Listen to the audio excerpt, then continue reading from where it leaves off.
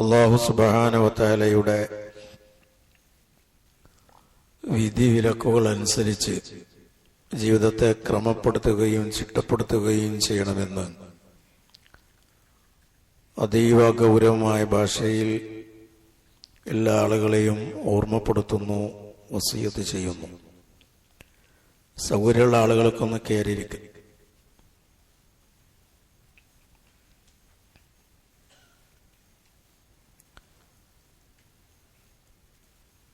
ഇരിക്കാത്തവർക്ക് സൗകര്യമില്ല എന്നർത്ഥം. അല്ലാഹു സുബ്ഹാനഹു വ തആല മനുഷ്യ വംശത്തെ ഈ ലോകത്തേക്ക് സൃഷ്ടിച്ച് പറഞ്ഞയക്കുന്നതിന് മുമ്പേ അവൻ ഇഹലോകത്ത് ജീവിക്കാൻ ആവശ്യമായ എല്ലാവിധ സംവിധാനങ്ങളും ഒരുക്കി സജ്ജമാക്കി വെച്ചിട്ടുണ്ട്. ആദം അലൈഹിസ്സലാമിനെ സ്വർഗത്തിൽ നിന്ന് ഭൂമിയിലേക്ക് കൊണ്ടുവരുന്നതിന് മുമ്പേ അല്ലാഹു സുബ്ഹാനഹു വ തആല വെള്ളവും വെളിച്ചവും മനുഷ്യർക്ക് ഈ ഭൂമുഖത്ത് വാസയോഗ്യമായ രീതിയിൽ ഈ ഭൂമിയെ അവൻ സംവിധാനിച്ചിട്ടുണ്ട്. ഒരു നിശ്ചിത കാലം നിങ്ങൾക്ക് ഈ ഭൂമിയിൽ സകലമാന സുഖങ്ങളും അല്ലാഹു അനുവദിച്ച വിധത്തിൽ അനുഭവിച്ച് ജീവിക്കാം. അതിനുള്ള അനുമതിയും അല്ലാഹു തആല നൽകിയിട്ടുണ്ട്.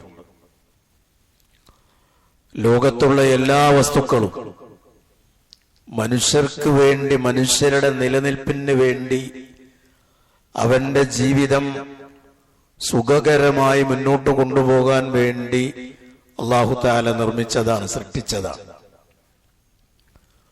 ഹിംസ്ര ജന്തുക്കൾ, ഘോരവിഷമുള്ള പാമ്പുകൾ, പാറ്റകൾ, പ്രാണികൾ, തവളകൾ തുടങ്ങി എല്ലാം മനുഷ്യന്റെ ഗുണത്തിന് വേണ്ടി അല്ലാഹു തആല സൃഷ്ടിച്ചതാണ്. ഇവയെല്ലാം മനുഷ്യന്റെ നിലനിൽപ്പിന് ആവശ്യമാണ്. അല്ലാഹു സുബ്ഹാനഹു വ തആല ഈ കാര്യം വളരെ വ്യക്തമായി വിശുദ്ധ ഖുർആനിലൂടെ നമ്മെ ബോധ്യപ്പെടുത്തിയിട്ടുണ്ട്. ഹുവല്ലദീ ഖലഖലകും മാ ഫിൽ അർളി ജമീഅൻ, ഭൂമിയിലുള്ളതെല്ലാം അല്ലാഹു സുബ്ഹാനഹു വ തആല നിങ്ങൾക്ക് വേണ്ടി സൃഷ്ടിച്ചതാണ്. നമുക്ക് വേണ്ടിയാണ് അല്ലാഹു തആല ഇതെല്ലാം പടച്ചിട്ടുള്ളത്. നമ്മെ പടച്ചവയല്ല ഇവയൊന്നും. ഈ ഭൂമുഖത്തുള്ളത് ഒന്നും സ്രഷ്ടാക്കളല്ല, എല്ലാം സൃഷ്ടികൾ തന്നെയാണ്. അതിന്റെ ലക്ഷ്യം അല്ലാഹു തആല പഠിപ്പിച്ചു. അത് നമ്മുടെ നിലനിൽപ്പിന് വേണ്ടി തന്നെയാണ്. മനുഷ്യൻ സൃഷ്ടിക്കപ്പെട്ടതിന്റെ ഉദ്ദേശ്യം എന്താണ്? ഇതെല്ലാം മനുഷ്യന് വേണ്ടിയാണെങ്കിൽ ഇതര ജീവജാലങ്ങളിൽ നിന്നെല്ലാം വ്യതിരിക്തനായ മനുഷ്യ സൃഷ്ടിപ്പിന്റെ ലക്ഷ്യം എന്താണ്? തിന്നും കുടിച്ചും ഭോഗിച്ചും രമിച്ചും കഴിയാനല്ല മനുഷ്യനെ അല്ലാഹു തആല സൃഷ്ടിച്ചിട്ടുള്ളത്. അതാണ് അവന്റെ ജീവിത ലക്ഷ്യമെങ്കിൽ അത് മൃഗ തുല്യമായ ജീവിതമാണ്. ഒരർത്ഥത്തിൽ അതിന്റെയും താഴെയാണ്.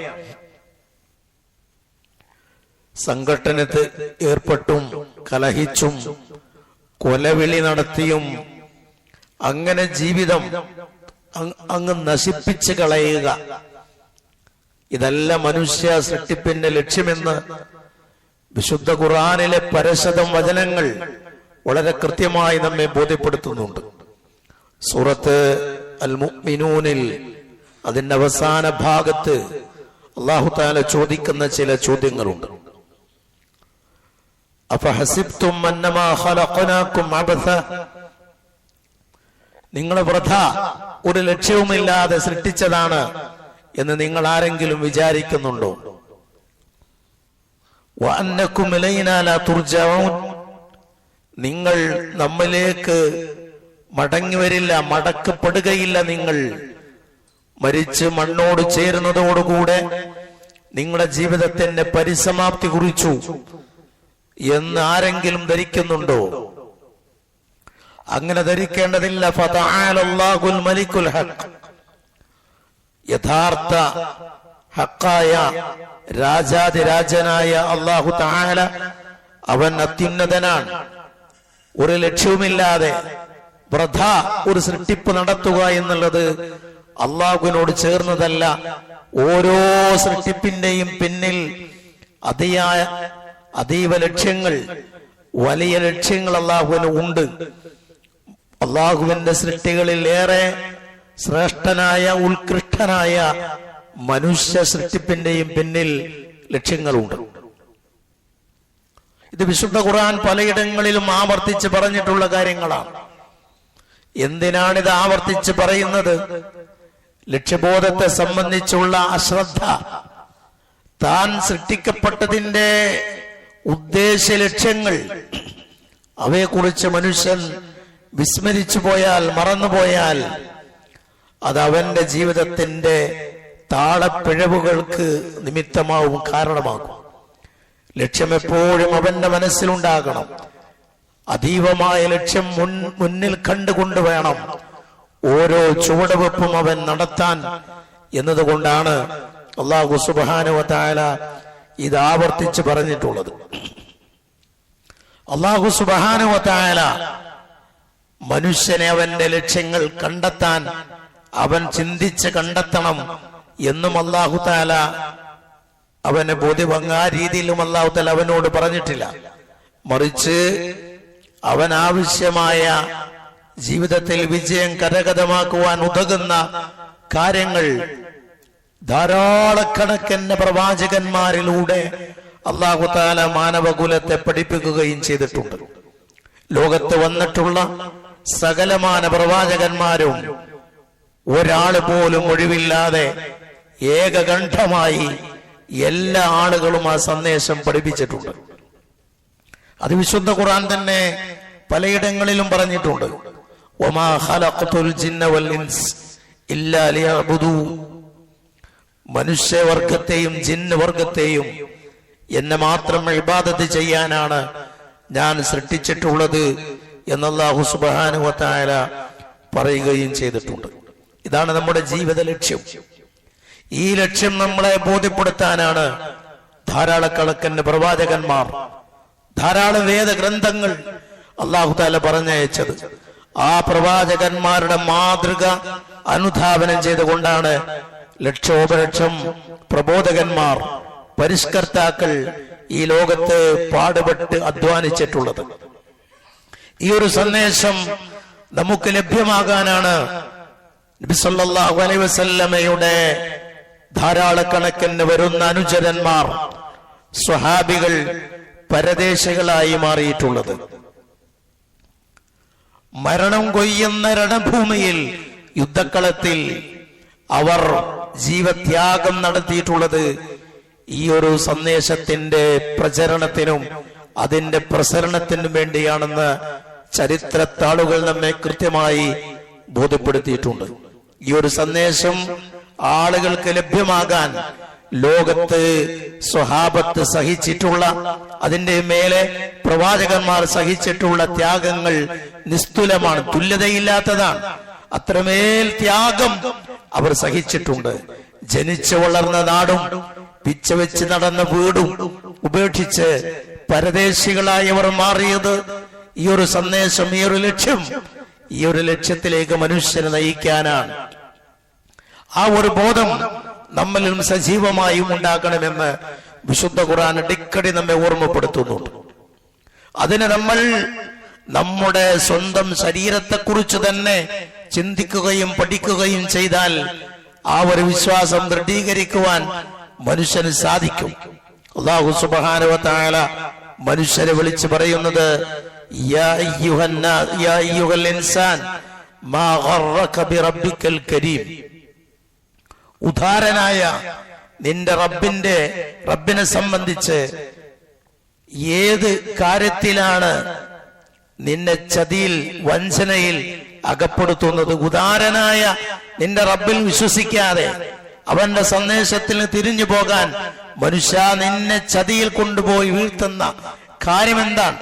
അല്ലദീ ഖലഖക്, നിന്നെ സൃഷ്ടിച്ച, നിന്നെ സംവിധാനിച്ച, നിനക്ക് ഏറ്റവും നല്ല രൂപവും ആകാരവും സൗന്ദര്യവും നൽകിയ നിന്റെ റബ്ബിനെ കുറിച്ച് പഠിക്കാതെ, അവനെ കുറിച്ച് ചിന്തിക്കാതെ, അവന്റെ സന്ദേശങ്ങളെ കുറിച്ച് ബോധവാന്മാരാകാതെ ഈ ഒരു ഋജുവായ തെളിഞ്ഞ വഴിയിൽ നിന്ന് വഴിതെറ്റിപ്പോകാൻ നിന്നെ പ്രേരിപ്പിക്കുന്ന ഘടകം എന്താണ് എന്ന ചോദ്യത്തിന്റെ അതിന്റെ കാമ്പ്, അതിന്റെ ഉള്ളടക്കം എന്ന് പറയുന്നത് സ്വന്തം സൃഷ്ടിപ്പിനെ കുറിച്ച് ചിന്തിച്ചാൽ, നമ്മുടെ ശരീരത്തിലെ ഓരോ അവയവങ്ങളെ കുറിച്ച് ആലോചിച്ചാൽ തന്നെ നമുക്ക് നമ്മുടെ ഈമാൻ ദൃഢീകരിക്കാൻ, ഈമാനെ ഫലമുള്ളതാക്കി മാറ്റാൻ, ലക്ഷ്യബോധം അതിന് മൂർച്ച കൂട്ടാൻ അത് സാധ്യമാകുമെന്ന് വിശുദ്ധ ഖുർആൻ ഇതുപോലെയുള്ള സമാനമായ ധാരാളം വചനങ്ങളിൽ ബോധ്യപ്പെടുത്തിയിട്ടുണ്ട്.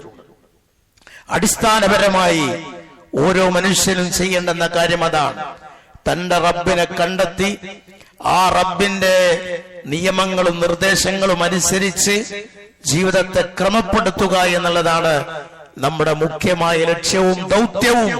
അതാണ് എന്ന് ഇതുപോലെയുള്ള ആയത്തുകളുടെ വിവരണ വേളയിൽ ഖുർആൻ വ്യാഖ്യാതാക്കൾ എടുത്തു പറഞ്ഞതായി നമുക്ക് കാണാൻ പറ്റും.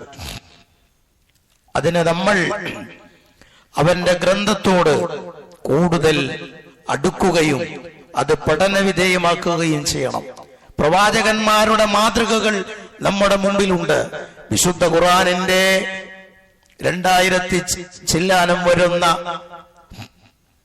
6000-ഓളം വരുന്ന 2000-6,000-ഓളം വരുന്ന വചനങ്ങൾക്ക് 23 വർഷക്കാലത്തെ തന്റെ ജന്മം കൊണ്ട്, ജീവിതം കൊണ്ട് റസൂലുള്ളാഹി സ്വല്ലല്ലാഹു അലൈഹി വസല്ലമ അതിന് നൽകിയിട്ടുള്ള തർജുമ, അതിന് നൽകിയിട്ടുള്ള വ്യാഖ്യാനം ഒരു അർഫ് പോലും നഷ്ടപ്പെടാതെ നമ്മുടെ കയ്യിൽ സുരക്ഷിതമായും ഉണ്ട്.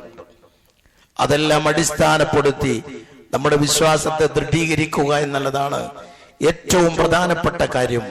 ഇത് ലോകത്ത് വന്ന മുഴുവൻ പ്രവാചകന്മാരും പറഞ്ഞിട്ടുള്ള കാര്യമാണ്. അടിസ്ഥാനം അതെന്നാണ്. രണ്ടാമത്തെ കാര്യം, ലോകത്ത് കടന്നു വന്നിട്ടുള്ള പ്രവാചകന്മാരിൽ മുഴുവനും നമ്മൾ വിശ്വസിക്കണം. എല്ലാ പ്രവാചകന്മാരിലും വിശ്വസിക്കണം.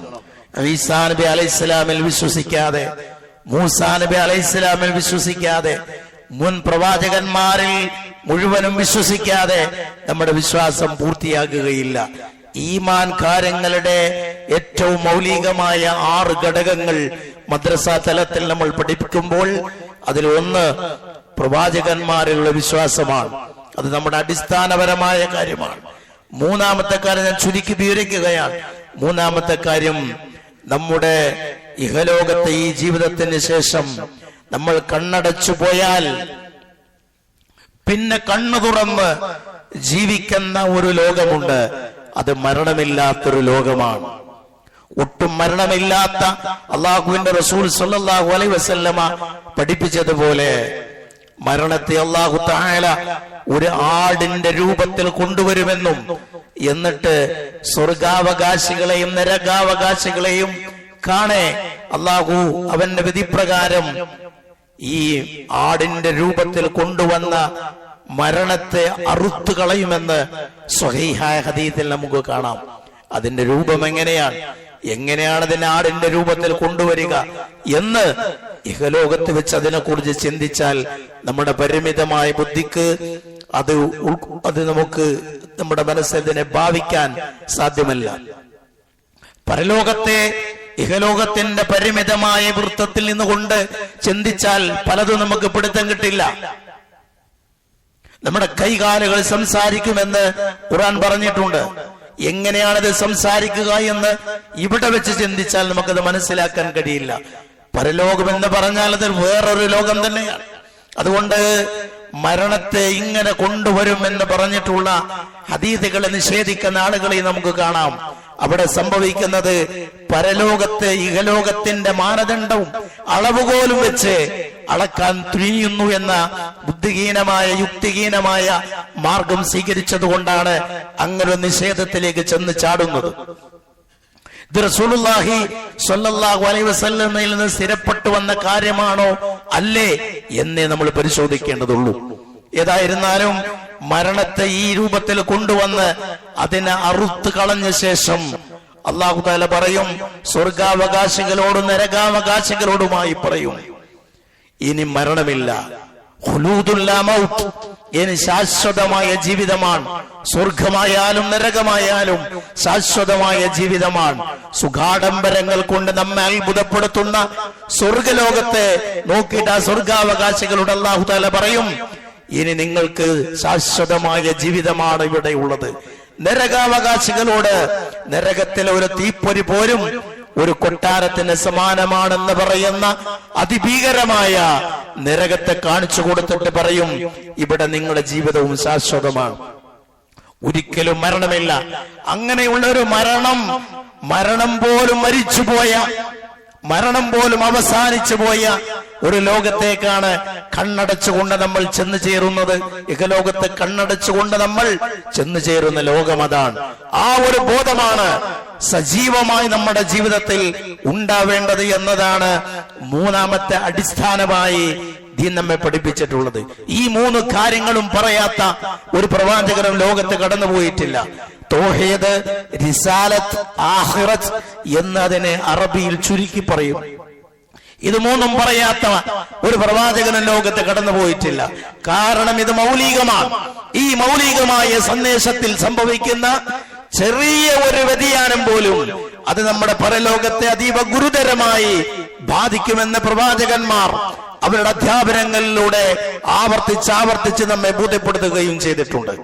ഈ ഒരു ബോധമുണ്ടാക്കുന്ന ഗുണവും അത് നഷ്ടപ്പെട്ടു പോകുകയോ അതിന് ദുർബല ബാധിക്കുകയോ ചെയ്യുമ്പോഴുണ്ടാകുന്ന കണക്കാക്കാൻ കഴിയാത്ത ദുരന്തത്തെ സംബന്ധിച്ചും വിശുദ്ധ പ്രമാണങ്ങൾ നമ്മെ കൃത്യമായി ബോധ്യപ്പെടുത്തിയിട്ടുണ്ട്. ഒന്ന്, ഈ ഒരു വിശ്വാസം വഴി ഉണ്ടാകുന്നതിന്റെ ഗുണം സകലമാന നന്മകൾക്കും അത് പ്രേരകമാണ് എന്നതാണ്. ഈ ഒരു മൗലികമായ വിശ്വാസം നമ്മുടെ ജീവിതത്തിൽ അതിന് വേര് ആഴത്തിൽ അങ്ങ് ഉണ്ടായി കഴിഞ്ഞാൽ അത് സകലമാന നന്മകൾക്കുമുള്ള പ്രചോദനമാണ്. നിങ്ങൾ നോക്കൂ, പട്ടിണി കിടന്ന് അതിഥികളെ സ്വീകരിച്ചിട്ടുള്ള സ്വഹാബികളെ നമുക്ക് കാണാം. താൻ തന്നെ കഷ്ടപ്പെട്ട് വളരെയധികം വിഷമിച്ചും പട്ടിണി കിടന്നും പ്രാരാബ്ദവും സഹിക്കുന്നതിനിടയിൽ അതിഥിയെ വീട്ടിലേക്ക് ക്ഷണിച്ചു കൊണ്ടുപോയി തന്റെ മക്കൾക്ക് കരുതി വച്ചിരുന്ന ഭക്ഷണം ഈ അതിഥികൾക്ക് കൊടുത്ത് അതിഥിയെ ഊട്ടി അതിഥിയുടെ വിശപ്പടക്കാൻ ശ്രമിച്ചിട്ടുള്ള ആ വിധത്തിലുള്ള ത്യാഗം സഹിക്കാൻ സ്വഹാബികളെ പ്രേരിപ്പിച്ചത് ഈ ഒരു വിശ്വാസമാണ്. തന്റെ വീട്ടിൽ ആകെയുണ്ടായിരുന്ന 3 കാരക്ക ധർമ്മം ചെയ്യാൻ ആയിഷ റളിയല്ലാഹു തആല അൻഹയെ പ്രേരിപ്പിച്ചിട്ടുള്ളത് ഈ ഒരു വിശ്വാസമാണ്. മക്കയിൽ നിന്ന് മദീനയിലേക്ക് പലായനം ചെയ്തെത്തിയ മുഹാജിറുകളെ വിളിച്ചിട്ട് അൻസ്വാരികളായ സ്വഹാബികൾ എന്റെ സ്വത്ത് 2ആയി വീതിച്ച് പാതിഭാഗം നിങ്ങൾക്ക് എടുക്കാം എന്ന് പറയാൻ അൻസ്വാരികളെ പ്രേരിപ്പിച്ചിട്ടുള്ളത് ഈ ഒരു വിശ്വാസമാണ്.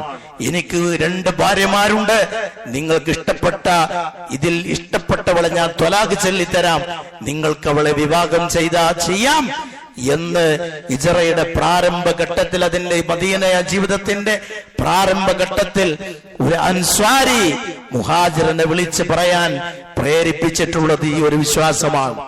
ഇങ്ങനെ പരിശോധിച്ചാൽ സകലമാന നന്മകൾക്കുമുള്ള പ്രേരക ശക്തി നമ്മുടെ പരലോക വിശ്വാസമാണ്. ലൻ തനാലുൽ ബിർ ഹത്താ തുൻഫിഖൂ മിമ്മാ തുഹിബ്ബൂൻ, നിങ്ങൾക്ക് ഇഷ്ടപ്പെട്ടത് അല്ലാഹുവിന്റെ മാർഗത്തിൽ വിനിയോഗിക്കാതെ നിങ്ങൾക്ക് സ്വർഗം നേടാൻ സാധ്യമല്ല എന്ന് പറഞ്ഞപ്പോൾ 600 ഈത്തപ്പനകളുള്ള വലിയ ഒരു തോട്ടം, അദ്ദേഹത്തിന് ഏറ്റവും ഇഷ്ടപ്പെട്ട ഒരു തോട്ടം, ആ ആയത്ത് കേട്ടപാടെ അള്ളാഹുവിന്റെ മാർഗത്തിൽ ധർമ്മം ചെയ്യാൻ സ്വഹാബിയെ പ്രേരിപ്പിച്ചിട്ടുള്ളത് ഈ ഒരു വിശ്വാസമാണ്. നമ്മൾ അങ്ങ് എണ്ണിക്കഴിഞ്ഞാൽ ധാരാളം സംഭവങ്ങൾ കാണാം. കൂലിവേലയെടുത്ത് ധർമ്മം ചെയ്യാനുള്ള കാശുണ്ടാക്കിയ സ്വഹാബികളെ നമുക്ക് കാണാം. പല ഘട്ടങ്ങളിലും തന്റെ സമ്പാദ്യം മുഴുവനും അള്ളാഹുവിന്റെ മാർഗത്തിൽ ചെലവഴിക്കാനും ആ മാർഗത്തിൽ മത്സരിച്ചവരെ മുഴുവനും പരാജയപ്പെടുത്തിയ നന്മയിൽ ആർക്കും തന്നെ കവച്ചു വെക്കാൻ സാധ്യമല്ലെന്ന് ജീവിതം കൊണ്ട് തെളിയിച്ചിട്ടുള്ള അബൂബക്കർ റളിയല്ലാഹു തആല അൻഹുവിനെ ഈ വിധത്തിലുള്ള കാര്യങ്ങൾ ചെയ്യാൻ അദ്ദേഹത്തെ പ്രേരിപ്പിച്ചിട്ടുള്ളതും ഈ ഒരു പരലോക വിശ്വാസമാണ്. ഇങ്ങനെ പരലോക വിശ്വാസം മരിച്ചു കഴിഞ്ഞാൽ ഉണ്ടാകുന്ന ഈ ഒരിക്കലും മുറിഞ്ഞു പോകാത്ത ഈ സ്വർഗത്തെ കുറിച്ചുള്ള സജീവമായ ചിന്തയാണ്. അതിനൊക്കെ ചിന്തയല്ല, ഒരു വിശ്വാസമാണ് ഈ വിധത്തിലുള്ള കർമ്മങ്ങൾ പ്രവർത്തിക്കാൻ അവർക്ക് പ്രേരണയേകിയിട്ടുള്ളത്. മറുവശവും നോക്കാം, തിന്മകളിൽ നിന്ന് അതിലേക്ക് കടന്നു പോകാതെ അവനെ പ്രതിരോധിച്ചു നിർത്തുന്നത്, തന്റെ മനസ്സ് തിന്മയിലേക്ക് പോകുമ്പോൾ വിശ്വാസത്തിന്റെ കടിഞ്ഞാണ് കൊണ്ട് അതിനെ നിയന്ത്രിച്ചു നിർത്താൻ അവർക്ക് ശക്തി പകരുന്നത്, അവർക്ക് ശക്തിയേകുന്നത്, അവർക്ക് കരുത്തേകുന്നത് ഈ ഒരു വിശ്വാസമാണ്. ഇത് രണ്ടും ദുർബലമാകുന്നിടത്താണ് സകലമാന തിന്മകളും തലപൊക്കുന്നത്. ഇത് നമ്മൾ വളരെ ഗൗരവമായി മനസ്സിലാക്കേണ്ടതാണ്. ഈ ഒരു വിശ്വാസത്തിന്റെ അഭാവമോ അതിന് ഗ്രഹണം ബാധിക്കുകയോ ചെയ്യുമ്പോഴാണ് സകലമാന തിന്മകളും തലപൊക്കുന്നത്. ചരിത്രത്തിലും നമ്മൾ ജീവിക്കുന്ന ആധുനിക കാലഘട്ടത്തിലും വിശ്വാസരാഹിത്യം മനുഷ്യനെ എത്ര കണ്ട അധപ്പതനത്തിന്റെ ഗർത്തത്തിലേക്ക് നയിക്കുമെന്നതിന്റെ യഥേഷ്ടം ഉദാഹരണങ്ങൾ നമ്മുടെ മുമ്പിലുണ്ട്. സ്വന്തം മാതാവിനെ പോലും വികാരശമന യന്ത്രമായി കാണുന്ന, തന്റെ ലൈംഗിക പൂരണത്തിന് വേണ്ടി തന്നെ പ്രസവിച്ച് മുലയൂട്ടിയ മാതാവിനെ പോലും ഉപയോഗപ്പെടുത്തുന്ന കാലമാണിത്. അത്തരത്തിലുള്ള സംഭവങ്ങൾ ഉണ്ടായിട്ടുണ്ട് എന്ന് മഹാരഥന്മാരായ പണ്ഡിതന്മാർ ഇതിന്റെ ഗൗരവം വിവരിക്കുന്ന വേളയിൽ എഴുതി വെച്ചിട്ടുണ്ട്. ഒരിക്കൽ നമുക്ക് ചിന്തിക്കാൻ പോലും സാധ്യമല്ലാത്ത പലവിധ ലൈംഗിക വൈകൃതങ്ങൾക്കും മനുഷ്യൻ അടിമപ്പെട്ടു പോകുന്നതിന്റെ കാരണങ്ങൾ പോയി നമ്മൾ പരതിയാൽ നമ്മുടെ ഉത്തരം ചെന്നെത്തുക ഈ ഒരു വിശ്വാസത്തിൽ സംഭവിച്ചിട്ടുള്ള അപകടമാണ്, അത് സംഭവിച്ചിട്ടുള്ള വീഴ്ചയാണ്, വ്യതിയാനമാണ് എന്ന് കണ്ടെത്താൻ പറ്റും. മൃഗത്തെ പോലും ലൈംഗികമായി ഉപയോഗപ്പെടുത്തുന്ന ആളുകളുണ്ട്. പല പണ്ഡിതന്മാരും മഹാനായ ശൈഖുൽ ഇസ്ലാം ഇബ്നു തൈമിയ റഹിമഹുല്ല പോലും അത്തരത്തിലുള്ള ഗൗരവമായ ഇത്തരത്തിലുള്ള വിഷയത്തെ സംബന്ധിച്ച് താക്കീത് നൽകിയതായി നമുക്ക് കാണാം. കുരങ്ങന്മാരെയും പട്ടികളെയും വരെ മനുഷ്യൻ ഇത്തരം കാര്യങ്ങൾക്ക് ഉപയോഗപ്പെടുത്തുന്നു എന്ന് പറഞ്ഞാൽ അവൻ എത്രമേൽ ജീർണതയാണ്, അവൻ എത്രമേൽ വലിയ ക്രൂരമായ ജീർണിച്ച പുടുത്തം നാറുന്ന മനസ്സാണ് അവൻ്റെത് എന്ന് ഈ അനുഭവങ്ങളിൽ, ഇത്തരത്തിലുള്ള വാർത്തകളിൽ നിന്ന്, ഇത്തരത്തിലുള്ള വിവരങ്ങളിൽ നിന്ന് നമുക്ക് മനസ്സിലാക്കാൻ സാധിക്കുന്നതാണ്. അതോടൊപ്പം സഹോദരന്മാരെ, ഈ ഒരു പരലോക വിശ്വാസത്തിന്റെ അനിവാര്യത എന്ന് പറയുന്നത് അത് നമുക്ക് ചിന്തിച്ചാലും അത് ബോധ്യപ്പെടും. അങ്ങനൊരു ലോകം ആവശ്യമാണ് എന്ന് ചിന്തിച്ചാൽ നമുക്ക് ബോധ്യപ്പെടുന്നതാണ്. നിഷ്ഠൂരമായി ജനങ്ങളെ വധിച്ചു കളയുന്ന ആളുകൾ, പിഞ്ചുകുട്ടികളെ പോലും പട്ടിണിക്കിട്ട് ഇഞ്ചിഞ്ചായി കൊന്നുകളയുന്ന വാർത്ത അത് വരാത്ത ഒരു പത്രം ഇന്നില്ല, അത് കേൾക്കാത്ത ഒരു വാർത്ത ഇന്നില്ല. സകല ന്യൂസുകളിലും അതുണ്ട്. കേട്ട് കേട്ട് നമ്മുടെ മനസ്സ് അങ്ങ് അതിന് പാകപ്പെട്ടു പോയതുപോലെ പലപ്പോഴും തോന്നിപ്പോകുന്നു. പത്രങ്ങൾ വായിക്കുമ്പോൾ ആദ്യമൊക്കെ ഈ കുഞ്ഞുങ്ങളെ നിഷ്ഠൂരമായി വധിക്കുകയും അവരെ ഇഞ്ചിഞ്ചായി, അക്ഷരാർത്ഥത്തിൽ ഇഞ്ചിഞ്ചായി പട്ടിണിക്കിട്ട് കൊല്ലുന്ന ക്രൂരന്മാരായ, അതീവ ക്രൂരന്മാരായ ഭരണാധികാരികളുടെ ഈ ചെയ്തികളെ കുറിച്ച് കേൾക്കുകയും കാണുകയും ചെയ്യുമ്പോൾ ഇന്നൊരു വാർത്തയല്ലാതെ ഒരു മനോവേദനയില്ലാത്ത പോലെ ഹൃദയം മരവിച്ചു പോകുന്ന ഒരവസ്ഥയൊന്നുണ്ട്. പാവപ്പെട്ടവന്റെ തലയോട്ടിക്ക് മുകളിൽ കൊട്ടാരം പണിയാൻ പാടുപെട്ട് അധ്വാനിക്കുന്ന ഭരണാധികാരികളെ കുറിച്ചുള്ള വാർത്തകൾ നമ്മൾ കേൾക്കുന്നുണ്ട്. ഗർഭസ്ഥ ശിശുവിനെ പോലും കടാര കൊണ്ട് കുത്തി പുറത്ത് ചാടിച്ച വാർത്തകൾ നമ്മൾ കേട്ടിട്ടുണ്ട്. ഇങ്ങനെ എത്രയോ സംഭവങ്ങൾ. ഈ ക്രൂരകൃത്യങ്ങൾ നിർവഹിച്ച ആളുകൾ, അവർക്കിതിനാര് ശിക്ഷ നൽകും? ഇവരങ്ങ് വെറുതെ വിട്ടാൽ, അവരെ അങ്ങ് ഈ ചെയ്ത ചെയ്തികളുടെ പേരിൽ ഒട്ടും ശിക്ഷ അനുഭവിക്കാതെ അവരങ്ങ് സുഖമായി ജീവിച്ചു പോണമെന്നാണോ മനുഷ്യ മനസാക്ഷിയുടെ നേട്ടം? ഒരിക്കലുമല്ല. ഇവർക്കെല്ലാം ശിക്ഷ കിട്ടണം. ഒരാളെ കൊന്നവനും 100 ആളെ കൊന്നവനും ലക്ഷങ്ങളെ കൊന്നവനും അതിനർഹിക്കുന്ന ശിക്ഷ കിട്ടണം. ഇഹലോകത്ത് അത് നടക്കുന്ന കാര്യമല്ല. 100 ആളെ കൊന്നവനും 1 ആളെ കൊന്നവനും ഇഹലോകത്ത് നടപ്പാക്കാൻ പറ്റാവുന്ന പരമാവധി ശിക്ഷ 1 തവണ കൊല്ലലാണ്. 100 പേരെ കൊന്നവനെ 100 പേരെ കൊന്നവനെ 100 തവണ കൊല്ലണമെന്നതാണ് നീതി. ആ നീതി നടപ്പാക്കാൻ പറ്റിയ ലോകമല്ല ഇത്. അങ്ങനെയുള്ള ഒരു നീതി പുലരുന്ന ലോകം അനിവാര്യമാണ്. നമ്മുടെ മനസ്സ് തേടുന്നുണ്ട്. അതാണ് പരലോകം എന്ന് പറയുന്നത്. ആ ഒരു ബോധം നമ്മുടെ മനസ്സിൽ ഉണ്ടാവണം. ആ ഒരു ബോധം, വിശ്വാസം ഉണ്ടാകുമ്പോഴാണ് ഇഹലോകത്ത് മനുഷ്യൻ ചെയ്തു കൂട്ടുന്ന അവന്റെ ദുശ്ചെയ്തികൾക്കുള്ള തക്കതായ ശിക്ഷ ലഭിക്കുമല്ലോ. കൃത്യമായ നീതി പുലരുന്നൊരു ലോകമുണ്ടല്ലോ. മൃഗങ്ങൾക്കിടയിൽ പോലും നീതി നടപ്പാക്കുന്ന ഒരു ലോകം വരാനുണ്ട് എന്ന സജീവമായ ബോധമാണ് പലപ്പോഴും നമുക്ക് ആശ്വാസം, അല്ല പലപ്പോഴുമല്ല, നമുക്ക് എപ്പോഴും ആശ്വാസം നൽകുന്നത്. കൊമ്പില്ലാത്തൊരു മൃഗം കൊമ്പുള്ളൊരു മൃഗത്തെ ഇഹലോകത്ത് വെച്ച് കുത്തിപ്പരിക്കേൽപ്പിച്ചിട്ടുണ്ടെങ്കിൽ പരലോകത്ത് തിരിച്ചു കുത്തി അതിവക്കിടയിൽ നീതി നടപ്പാക്കുന്ന ഒരു ലോകം വരുന്നുണ്ട് എന്ന് റസൂലുള്ളാഹി സ്വല്ലല്ലാഹു അലൈഹി വസല്ലമ പഠിപ്പിച്ചിട്ടുണ്ട്. സ്വർഗവും നരകവും ഇല്ലാത്ത മൃഗങ്ങൾക്കിടയിൽ പോലും, മണ്ണായി പോകൂ എന്ന് പറയുന്ന മൃഗങ്ങൾക്കിടയിൽ പോലും അല്ലാഹു തആല കൃത്യമായ അവന്റെ തുല്യത, അവന്റെ നീതി അവൻ നടപ്പാക്കുക തന്നെ ചെയ്യും. അപ്പോൾ ഈ വിധം സാധുക്കളെയും അരുമസന്താനങ്ങളെയും വയോവൃദ്ധരെയും രോഗികളെയും ഒക്കെ നിഷ്ഠൂരമായി പീഡിപ്പിക്കുന്ന, ഹോസ്പിറ്റലുകളിൽ ബോംബ് വർഷിപ്പിക്കുന്ന ക്രൂരരായ ഭരണാധികാരികൾക്കും തക്കതായ ശിക്ഷ അല്ലാഹു തആല നൽകും എന്ന ഉറച്ച വിശ്വാസം നമുക്ക് ആശ്വാസം നൽകുന്നതാണ്. ഈ ഒരു വിശ്വാസത്തിന്റെ അഭാവം ഞാൻ നേരത്തെ സൂചിപ്പിച്ചതുപോലെ മനുഷ്യനെ അങ്ങേയറ്റം അവനെ തിന്മയുടെ ഒരു ആൾ രൂപമാക്കി അവനത് മാറ്റും. നിങ്ങൾ ആലോചിച്ചു നോക്കൂ, മതമില്ലാത്ത ഒരു ലോകം, മതസന്ദേശങ്ങളോ മതവിശ്വാസവും ഇല്ലാത്ത ഒരു ലോകത്തിന്റെ ചിത്രം, ജാഹിലിയത്തിന്റെ ചിത്രം പരിശോധിച്ചാൽ കാണാം. ഇപ്പോഴും മതമില്ലാത്ത ആളുകൾ, ദീൻ പുൽകാത്ത ആളുകളും ജാഹിലിയത്തിൽ ആളുകളും തമ്മിൽ വലിയ വ്യത്യാസമൊന്നും ഇല്ലെന്ന് മാത്രമല്ല, ജാഹിലിയത്തിൽ ഉണ്ടായിരുന്ന മതമില്ലാത്ത ആളുകളെക്കാൾ എത്രയോ നിലവാരം കുറഞ്ഞ ജീവിതമാണ് ആധുനിക ലോകത്ത് മതമില്ലാതെ ജീവിക്കുന്നവർ. അന്നുണ്ടായിരുന്ന വ്യഭിചാരം ഇന്നുമുണ്ട്. അന്ന് മദ്യപാനത്തിന്റെ അതിന്റെ ഉപയോഗം ഇന്ന് നാൾക്ക് നാൾ അത് വർദ്ധിച്ചു വരികയാണ്. കഴിഞ്ഞ ഓണവും കഴിഞ്ഞപ്പോൾ അതുമായി ബന്ധപ്പെട്ട് വന്ന പത്രവാർത്തകൾ പരിശോധിച്ചപ്പോൾ കോടിക്കണക്കിന് രൂപയുടെ മദ്യമാണ് ഒരൊറ്റ ദിവസം കൊണ്ട് ആളുകൾ കുടിച്ചു തീർത്തിട്ടുള്ളത്. എവിടെയാണ് മദ്യപാനം? അത് കുറഞ്ഞു പോകുന്നത്. വിശ്വാസമില്ലാത്തൊരു ജനത, പരലോക ചിന്തയില്ലാത്ത ഒരു ജനത അവർ വളർന്നു വന്നാൽ ഇതുപോലെ തിന്മകൾ തടച്ചു വളരുക തന്നെ ചെയ്യും. തീരെ മതമില്ലാത്തവരിലും കാണാം,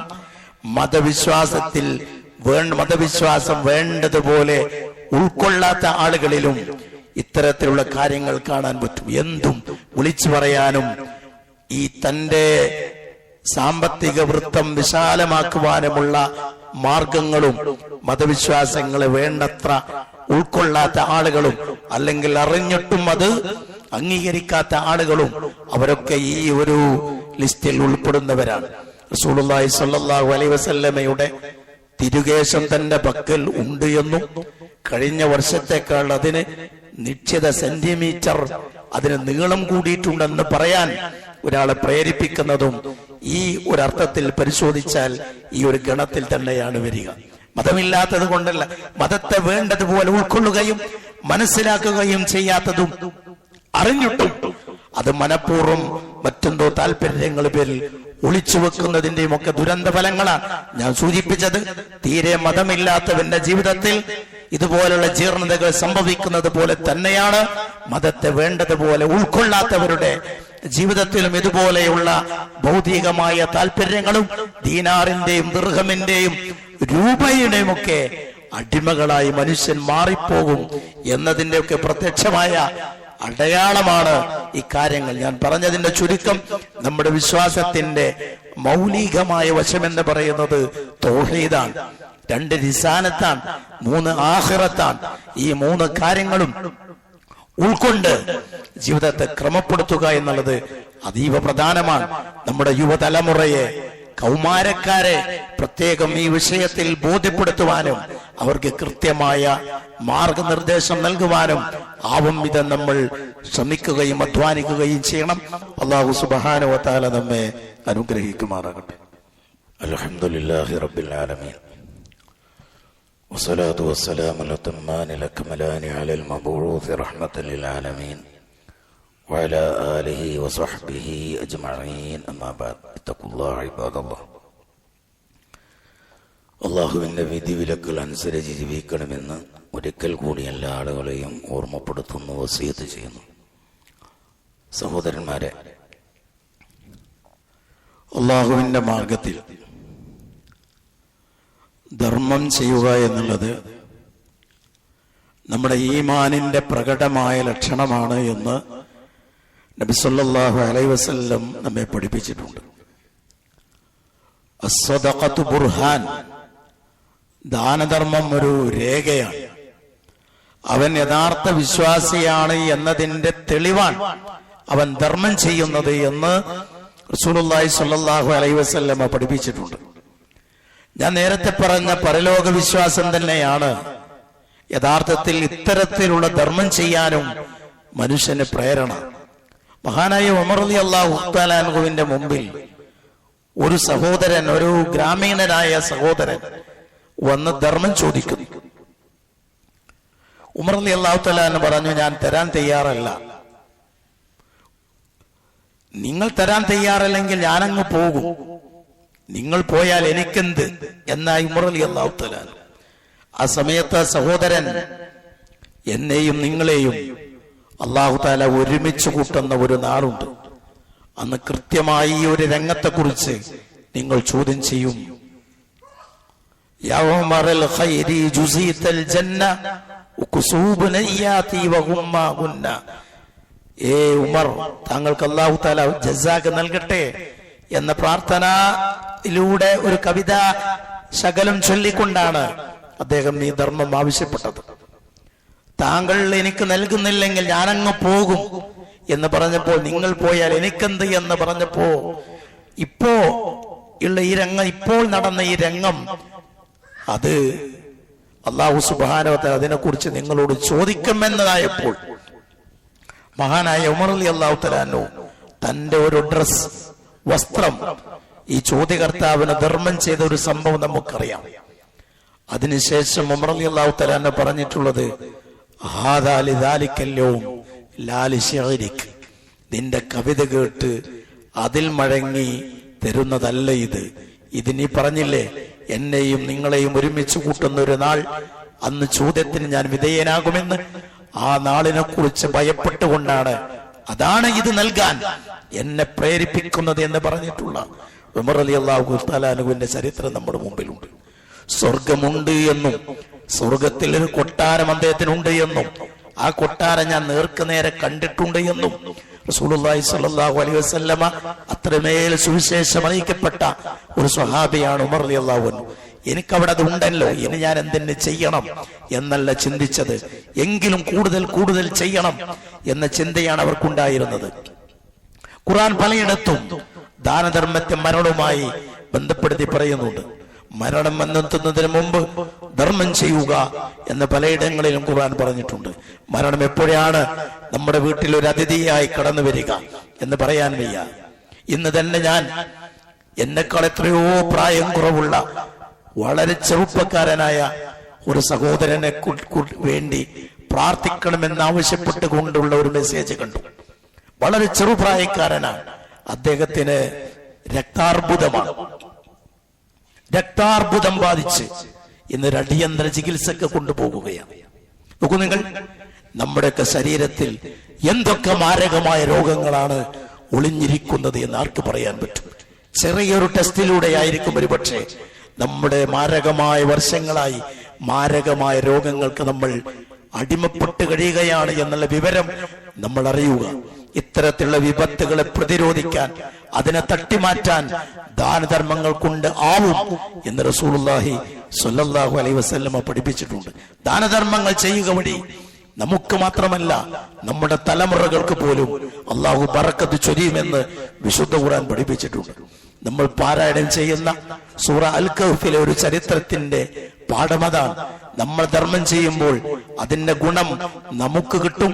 നമ്മുടെ തലമുറകളെ, മക്കളെ പോലും അല്ലാഹു സുബ്ഹാനഹു വ തആല അവരെ പോലും സജ്ജനങ്ങളാക്കി മാറ്റുകയും നമ്മൾ ധർമ്മം ചെയ്യുന്നതിന്റെ ഗുണം നമ്മുടെ തലമുറകൾക്ക് പോലും ലഭ്യമാകുമെന്ന് പഠിപ്പിക്കുന്ന പാഠങ്ങൾ വിശുദ്ധ ഖുർആൻ പറയുന്നുണ്ട്. അവരുടെ ബോധത്തോടുകൂടെ അള്ളാഹുവിന്റെ മാർഗത്തിൽ ധർമ്മം ചെയ്യാൻ നമ്മൾ സന്നദ്ധരാകണം. ഞാൻ ഇത്രയും പറഞ്ഞിട്ടുള്ളത് ഈ ഒരു ബോധം നമ്മളിൽ ഉണ്ടാകണം. നമ്മൾ വിനിയോഗിക്കുന്ന ഏത് ചെറിയ ഒരു നാണയത്തുട്ടാണെങ്കിൽ പോലും ഒരിക്കലും ചിന്തിക്കാൻ പോലും പറ്റാത്ത വിധത്തിൽ അള്ളാഹു തആല അതിനെ വളർത്തിക്കൊണ്ടുവന്ന് അള്ളാഹു തആല അത് നമുക്ക് ഏറ്റവും കൂടുതൽ ആവശ്യമായി വരുന്ന ഒരു ഘട്ടത്തിൽ അതിന്റെ പ്രതിഫലം നമുക്ക് അവൻ തിരിച്ചു തരും. ഞാൻ പറയുന്നത് ഇത്രമേൽ പ്രതിഫലാർഹമായ ഒരു ഇബാദത്താണ് സദഖ എന്ന് പറയുന്നത്. അല്ലാഹു സുബ്ഹാനഹു വ തആല നമ്മൾ നിർവഹിക്കുന്ന എല്ലാവിധ ചെറുതും വലുതുമായ ഇബാദത്തുകളും അല്ലാഹു ഖബൂൽ ചെയ്ത് പരലോകത്ത് നമുക്കത് ഉപകരിക്കുന്ന വിധത്തിലാക്കി തരുമാറാകട്ടെ.